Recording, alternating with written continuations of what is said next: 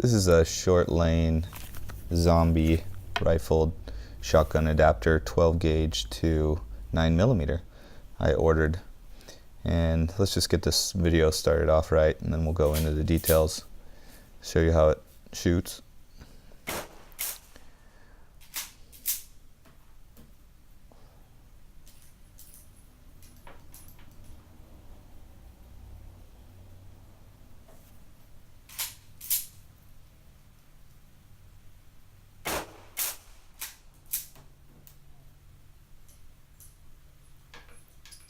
So you might be wondering, why isn't this adapter popping out when I pump the shotgun back?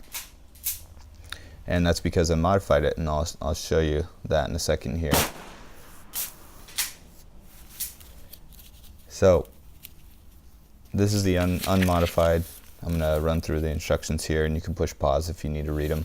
But you'll see there it says use with break barrel, break action shotguns only, and not pump shotguns.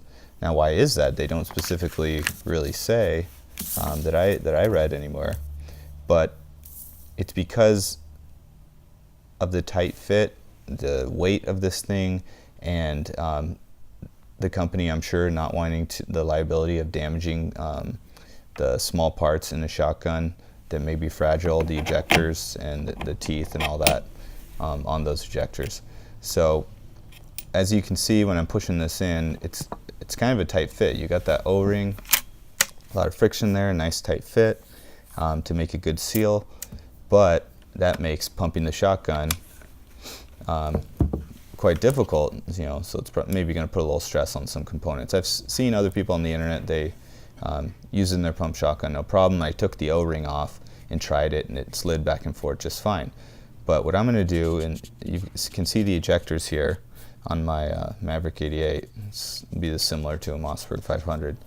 I'm going to mark it to record how wide it is, and then I'm actually going to cut off a little bit of that rim that the ejector grabs onto. And so I just used a Dremel tool and a file and made that smooth, so now when the ejectors pull back, if I have it at the right orientation, they won't grab, and the pump action will smoothly go forward and back. And so I still have a nice tight fit with the O-ring, which is good. And the thing to keep in mind for me is to make sure this is lined up horizontally, so that, see there how the teeth line up? So when the ejectors bars go in there, they don't grab on their way back out. And so you can see that works smoothly. Okay, so how do you get this thing out if you can't eject it? Yeah, so you have to shove a rod or something in from the front to push it out. It's not that hard. So off we go to the range. Nice little fall colors coming in. Snow will come soon, I'm sure, by Halloween. So I just picked up a box of 50 rounds of 9mm ammo, and all you have to do is slide it on in. It's pretty easy to fit your fingers in there.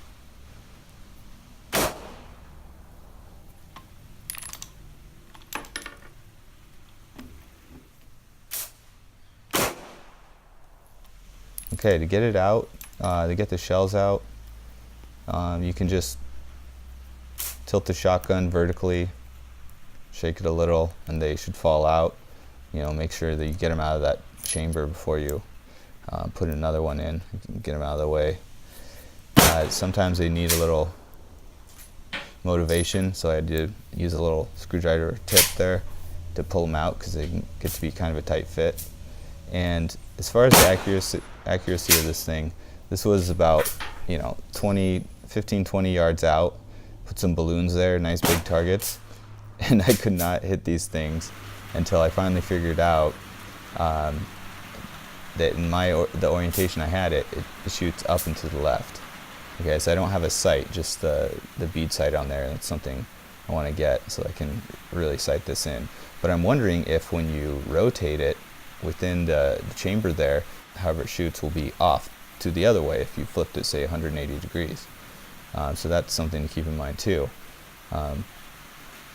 So you can see the seal works really well, and this little black soot here, residue, didn't get past the O-ring seal. Kind of cool.